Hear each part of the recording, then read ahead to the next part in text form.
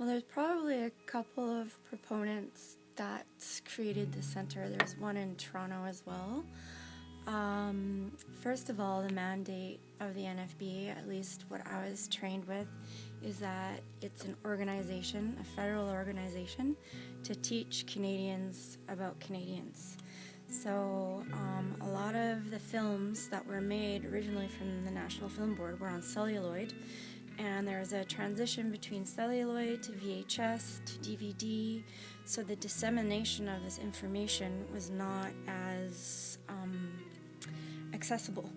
So my guess would be that this center was opened to educate Canadians on Canadians, about our history, and as you said, politics, both English and French. And when I say it was a cultural flagship, what a lot of people may not realize is Canada and the National Film Board were essentially the organization that coined the term documentary. So the art of documentary filmmaking came from the National Film Board. So it was a way of learning all sorts of different topics, even outside of Canadian topics. So it's just essentially a place, a public space to come and learn. It was a learning center.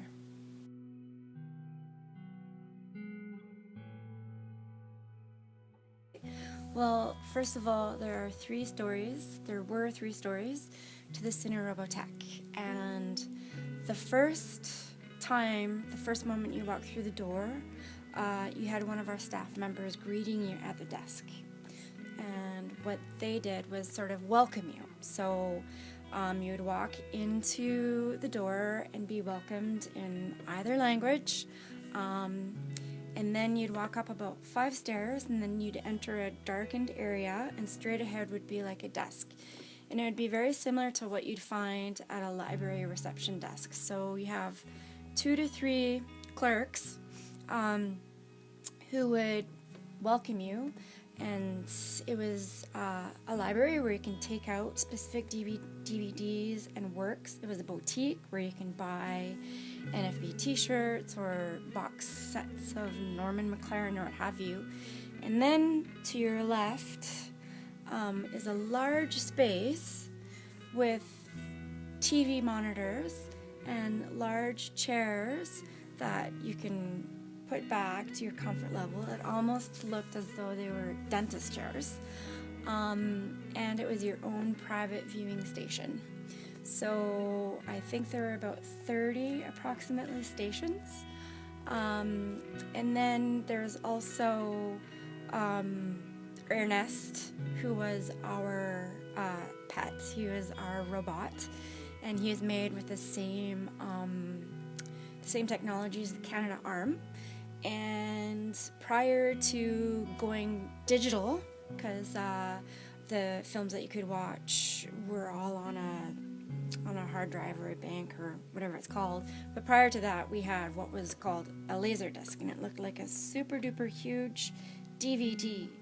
And when you would plug in what film you wanted to see, Ernest would go into his compartments where there's thousands and thousands of laser discs, and he would choose it and play it for you. He was pretty old, so sometimes he worked and sometimes he didn't, but the technicians were always able to convince him to work again.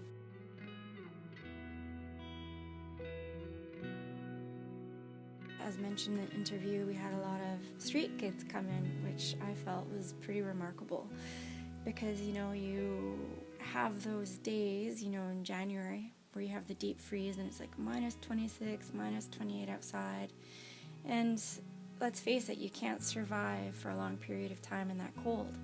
So it was great for them to come into the Cinerobotheque as opposed to like drinking or doing drugs or getting into other mischiefs. So we had an open door policy, and they'd come and learn about Canada, learn about the world, watch animation, feel welcomed, feel that they're accepted in a space that's a progressive, good space.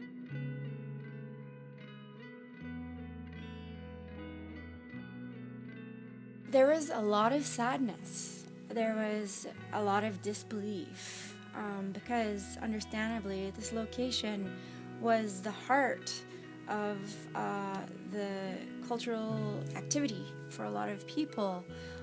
It also was a family place as well. Not necessarily where people brought their families, but the team that we worked with was very much a family, and the outreach to the community had a familial sort of representations also.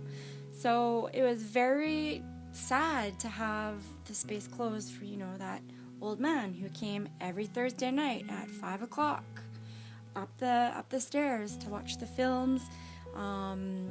It closed off an opportunity for street kids to learn and become inspired, and what it did mostly was close off accessibility to hundreds and hundreds and hundreds of students of all ages, adults, all ages,